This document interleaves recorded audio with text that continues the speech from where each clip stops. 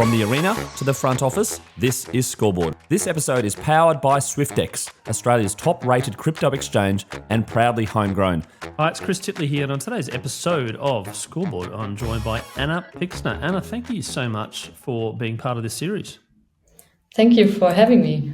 We're sitting here on Monday, the 14th of July at 5 o'clock in the afternoon. How's your Monday been so far, Anna? I had a pretty good Monday. We had very good waves here in freshwater, right in front of the house. So I went surfing in the morning and then I went to the gym. And then I just spent some time replying emails. But it was a pretty good day. Yeah. Now, for the listeners out there that don't know Anna Pixner, how would you describe yourself? I guess I'm like a very energetic person. I love to be outdoors most of my time and have a hard time sitting on a chair for the whole day. Yeah, well, there you go. And then from a sport point of view, downhill skateboarding. Do you want to talk about that? Yeah, it's like quite a unknown sport, I would say. I mean, skateboarding, like street and park, it's Olympic now, so it became way more popular in the last few years. But downhill, it's still not an Olympic discipline. And we are quite a small community of people still worldwide that do that. It's quite crazy, I would say, because we go really fast on skateboards. It's not like a regular skateboard. We have a bit like different trucks and boards and wheels, but basically it's still a skateboard. Yeah, and then you want to give the listeners a bit of an understanding about how fast you go? Well, on races, we go like between 90 and 100 kilometers per hour.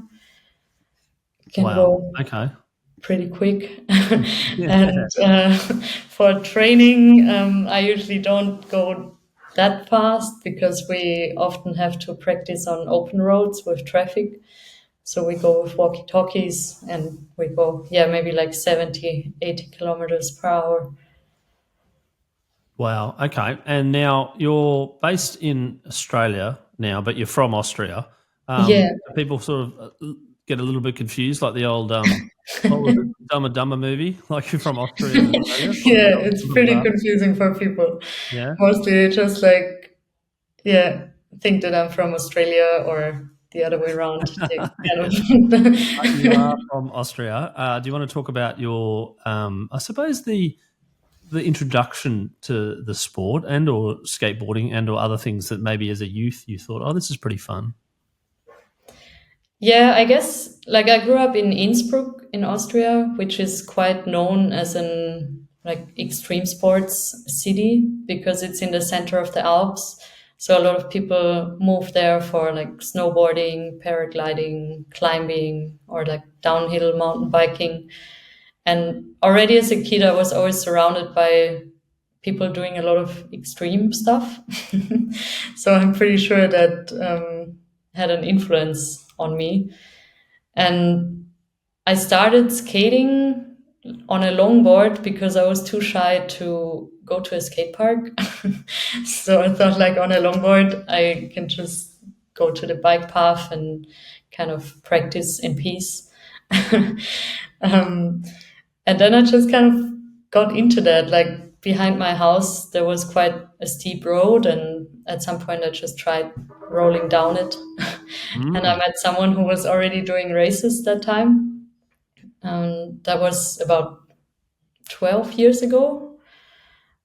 And that time there was like almost no women doing downhill skating. So he was really encouraging me to like come to the races and join the race, even if I was the only woman or like it was kind of just the beginning of having female downhill skaters.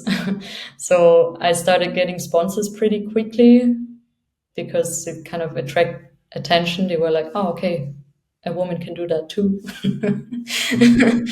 And then I started traveling a lot, competing internationally.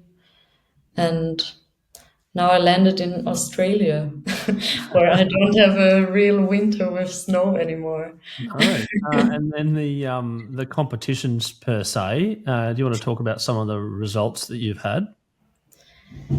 Yeah, so there is like there's two different kinds of downhill skating, if you can say that. Like there's speed and free ride.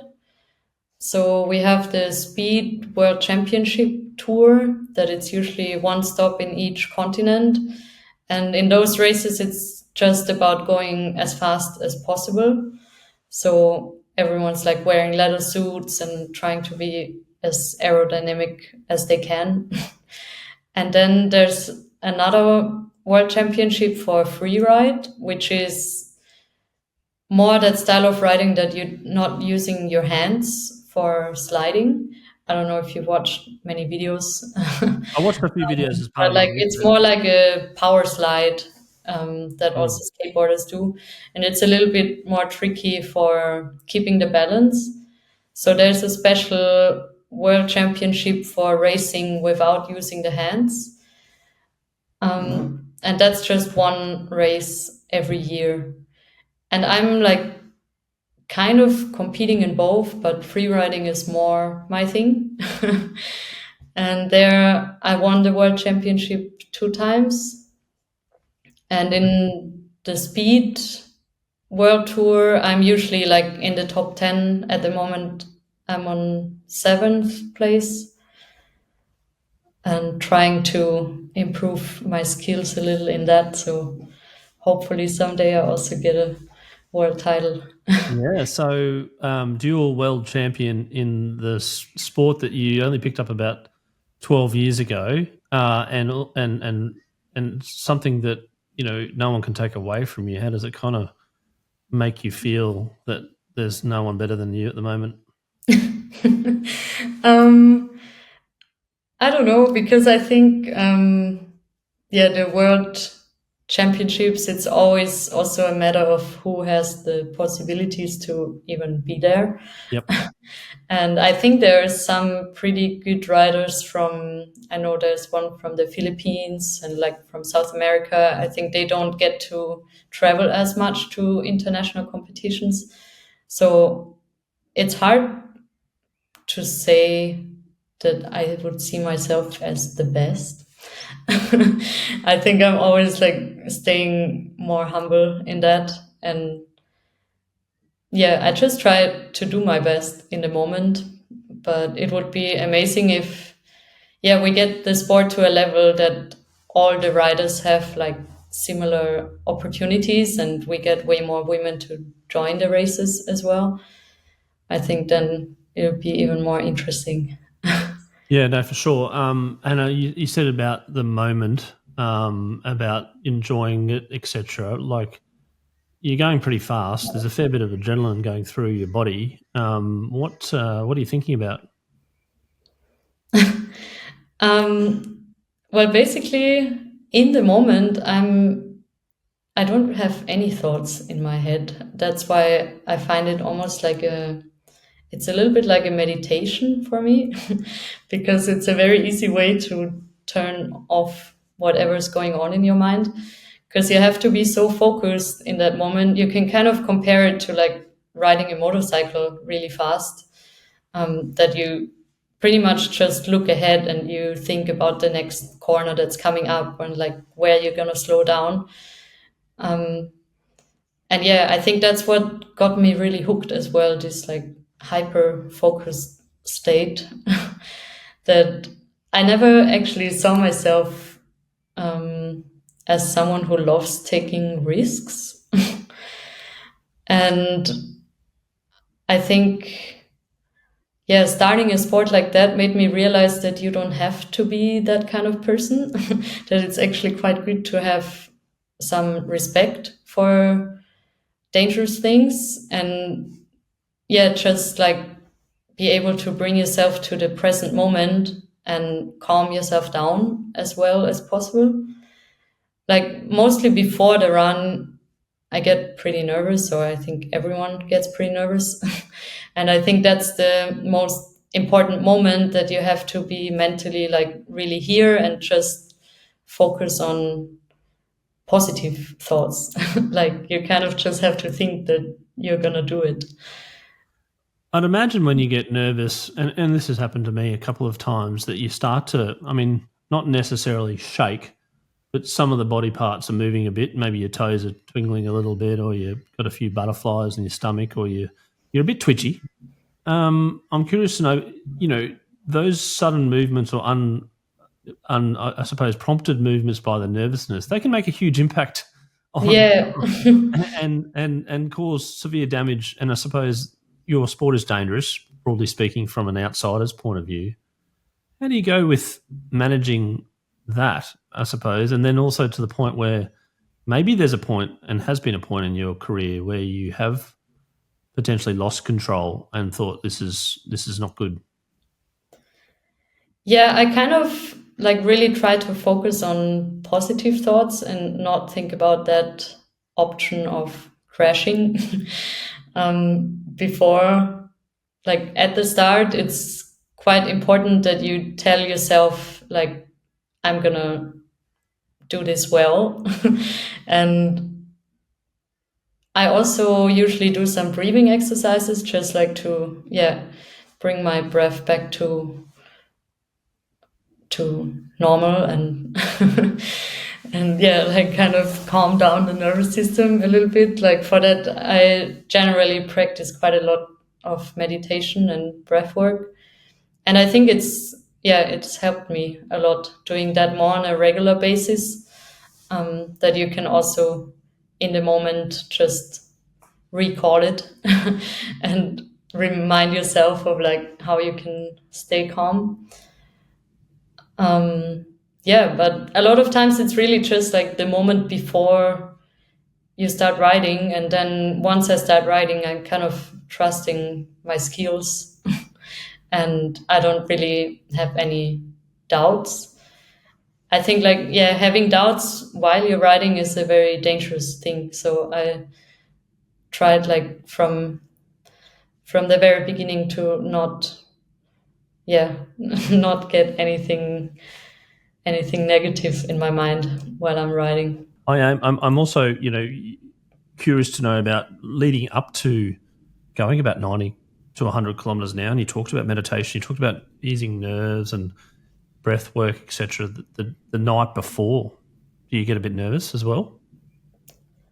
Yeah, I definitely get nervous like before races, because in a race it's even more dangerous usually because you ride like with 3 other people super close together, and it's just more likely that someone makes a mistake and you actually crash at that high speed.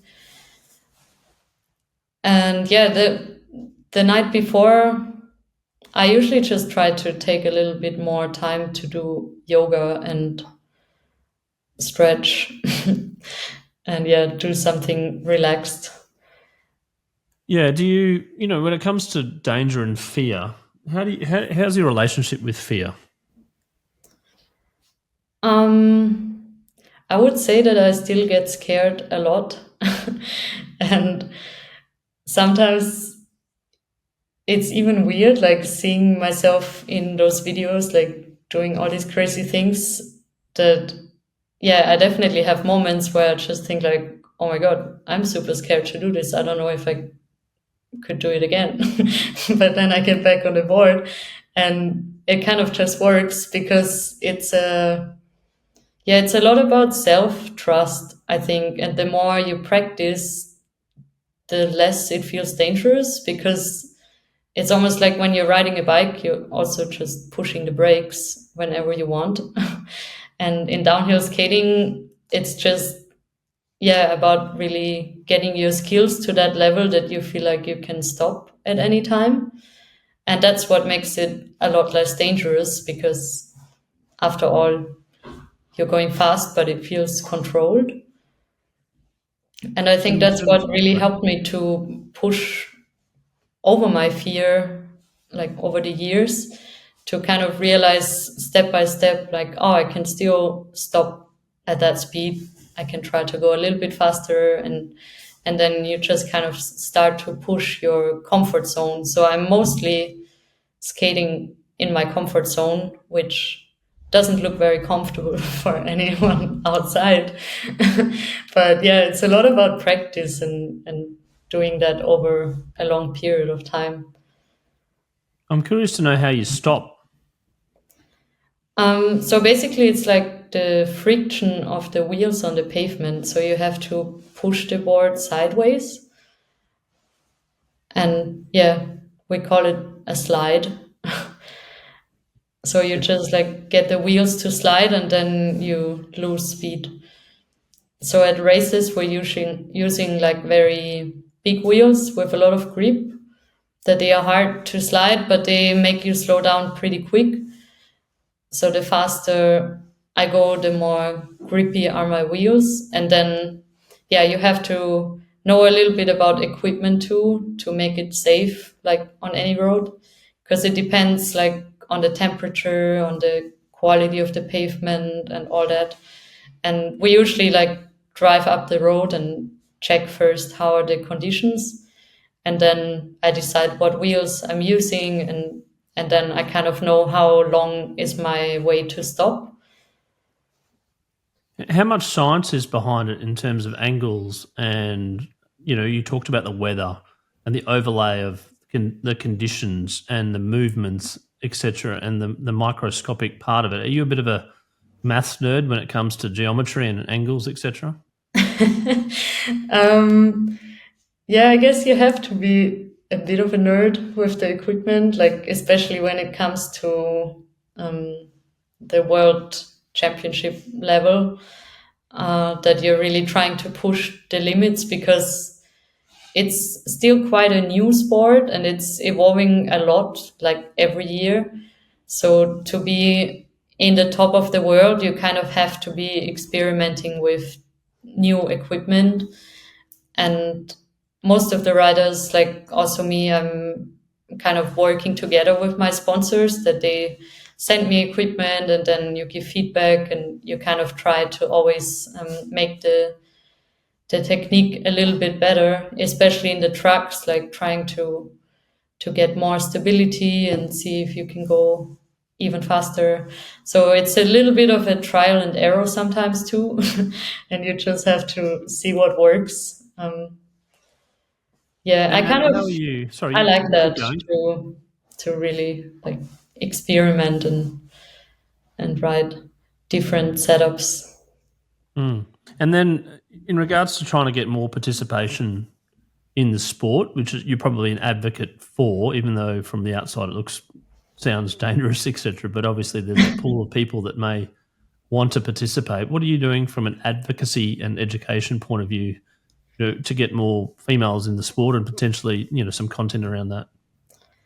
I mean, I do a lot of workshops, especially for women, but they are more beginner focused.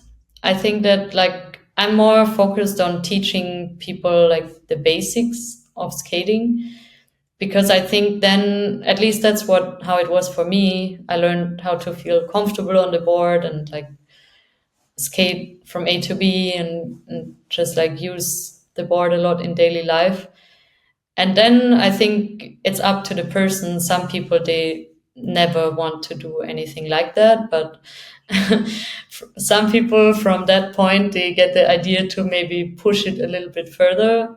And yeah, I think it always starts with the basics. Like if you feel comfortable using your board in all kinds of different conditions, then it's a good place to start.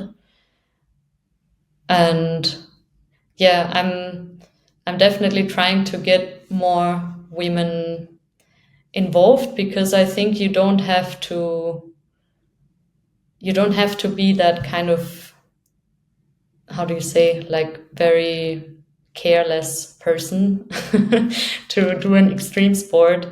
And I think especially for women that have some sort of self-doubt or they are very careful, it's a really interesting thing to do, because you're confronting yourself every day with your own fear, and you kind of learn all these lessons that feeling fear doesn't necessarily mean that it's gonna stay there. I think it's like a really nice thing to go through, that you feel scared and then you kind of push through it, and then in the end you manage to feel comfortable with that fear. I think that's mostly what I'm passionate about, like sharing with others, because it has helped me a lot in my regular life too. It's something, I think, if you experience that in a sport, you can really translate it to other situations in life. And I think just, over all these years traveling and meeting a lot of women from different cultures and places, I just see that even more in women than in men, that they often have self-doubts and they don't even like want to try the things because they feel like they might not be good enough, or that there's already a lot of doubt before. And I think I just want to encourage people to have the experience and see, like, get to know yourself, how you're dealing with fear. When it comes to extreme sports, what's like a stereotype that you'd like to sort of break over time in regards to how people consume extreme sports and also how people participate in extreme sports? Well, I think there has been a change already, but there's still way more media showing men doing extreme sports. And when I started like creating more media with all that, that was definitely one of my goals as well, to just represent that you can be a kind of shy girl and end up doing something like this. And what other stereotypes? I think just it is all the extreme sports are not a very inviting place to start for beginners. And I think it's just important to share with the rest of the world. Storytelling. That's part of the reason why we do Scoreboard here, is to share stories from all sorts of different sports and backgrounds and help people educate and understand what goes through a high performance mindset, and also understand what goes through people's brains about how to get there and what success looks like in the future, which I'll get onto. Anna, in terms of yourself and the sport, what's Nirvana for you? You know, going out a couple of years, and where would you like to be, and where would you like to see the sport? Well, I think the first thing that would be amazing is if they would also make downhill skateboarding an Olympic discipline, especially now, like skateboarding overall, it's Olympic. And I think that our sport has like a pretty big potential, because in the end it's a race, and races are pretty exciting to watch. Like you can see exactly like the time difference, and now they have way better ways to record it with FPV drones and kind of like capturing for the viewer to get a sort of similar feeling of what we get. So I think that it's on a pretty good way. The sport is not big enough. I think that's what's missing, because they are discussing having downhill skateboarding in the Olympics since like 5 years already. Like I remember there was some sort of film team from the Olympic channel in one of the races, and for all the downhill skaters, it's like a never-ending process that we are waiting and waiting for it to happen. Because I think that's just elevating the sport to a different level, because you get more funding and it's just like way more serious overall. So would be the most amazing thing. Yeah, so the most amazing thing would be to have it as an Olympic sport, for you to compete in the Olympics and you to win a gold medal, yeah? Yeah, pretty much. And before that journey, the importance of storytelling, the importance of social media, the importance of broadcast and broadcast rights and people seeing what goes on, where do you see that? And I suppose who's helping and what's going on under the scenes for people to potentially go, whoa, what's that? Oh, watch that. Yeah, actually, in the last few years, there has happened a lot with that. I think especially because of social media, that really helped riders to just share what they're doing in an easier way, and more people start to look at that. So brands kind of start to get involved, and then people start to get sponsors. And I think social media was kind of the first thing that pushed the whole thing. And also in the races now, they are paying way more attention to the live stream and to the documenting the whole thing in general. Because when I started, for example, that was not even a thing. There was always a photographer, but they wouldn't record everything live, or if they tried, it looked very boring because it was just a camera, a static camera in the corner. So now that's definitely already stepped up. But I think you can always do better. And I think we just need to work together as a team in the end, all the riders that are riding at this level. It's just pretty important that all of us document what we're doing, and we're sharing it, and we're talking about it, and filming, competing. I think that's also the main reason why I am competing, because I think competitions help to push the sport, and the more participants there are, the more it's gonna grow. Well, here's your opportunity to shout out for some of your sponsors. And obviously sponsors play a big role in extreme sports, and obviously sponsoring at an individual level, but also at a competition level. Who are some of the sponsors that have helped you so far? TSG, it's my protection sponsor. They have helped me a lot. Anyways, it's amazing to get a new helmet every year because I definitely crash once in a while. And they are supporting me since a couple of years already. And Paul Peralta is giving me wheels since 4-5 years or so. And Valkyrie is giving me trucks, which are pretty amazing trucks. So I'm pretty sorted with all the equipment. I just started riding for Sector 9. I don't know if you know, it's a Californian brand.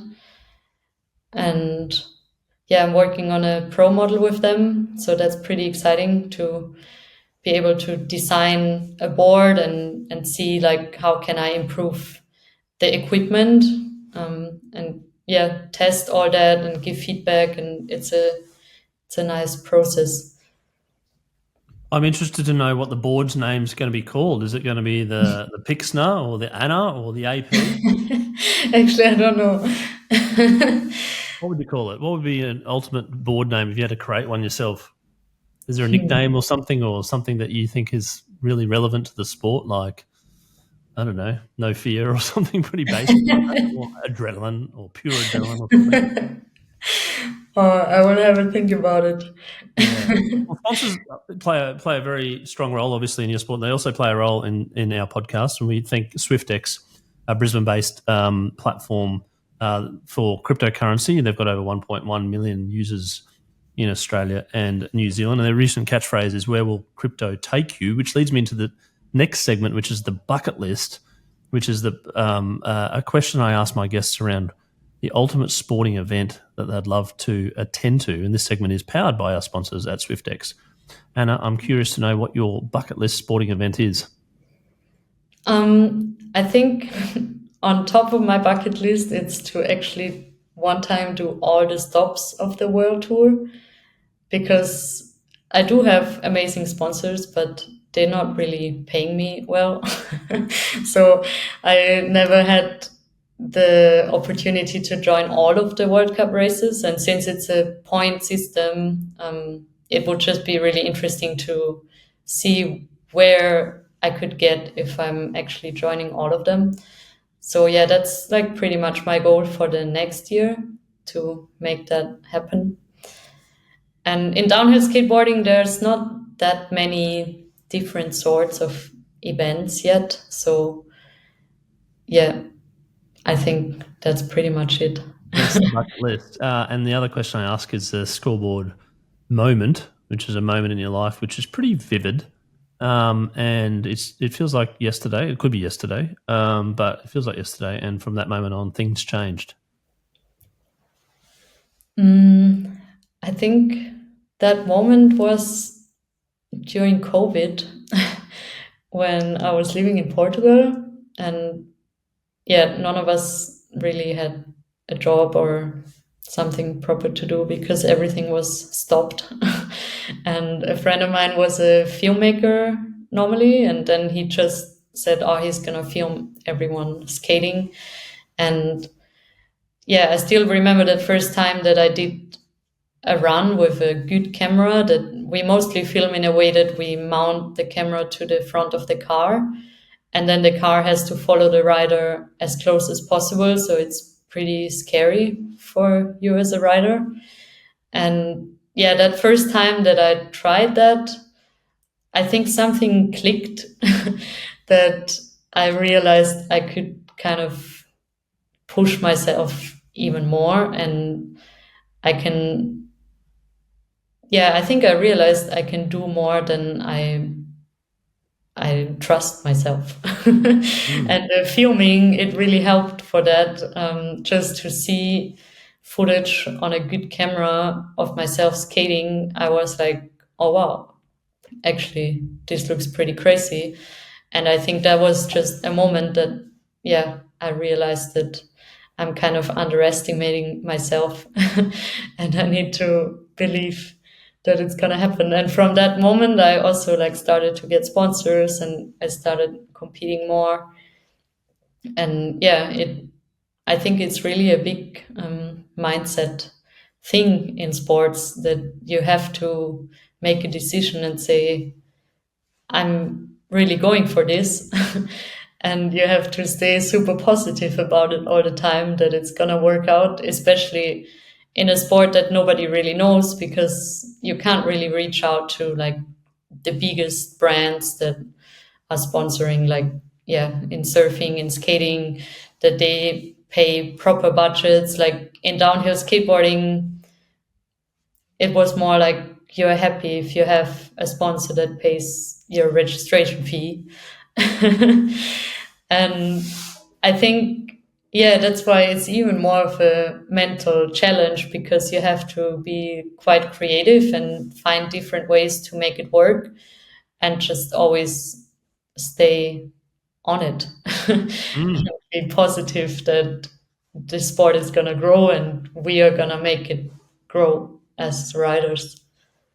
That's very inspiring scoreboard moments, and the shift in terms of the mindset, as you mentioned as well. So thank you for sharing that. I am going to ask you a few questions about yourself and have a little bit of fun, and if you don't mind, I'm going to say a few things, and you're going to have to sort of answer one or the other.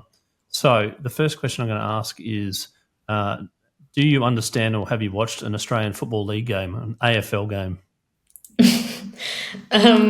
I actually don't understand that much about it, no. There you go. Thought I might know the answer to that one. The next one, if you had to live without one or the other, what would it be? Netflix or Spotify? Netflix. I You're a don't really Spotify watch person? TV a lot, Yeah. but I love listening to music. Not a TV person? No, I think that's why I'm good at skating, because I never had a TV. There you go. Sitting outside. Have to find something else to do. If you had to visit one of the following cities, which one would it be? New York or Paris? I say New York because I've been to Paris.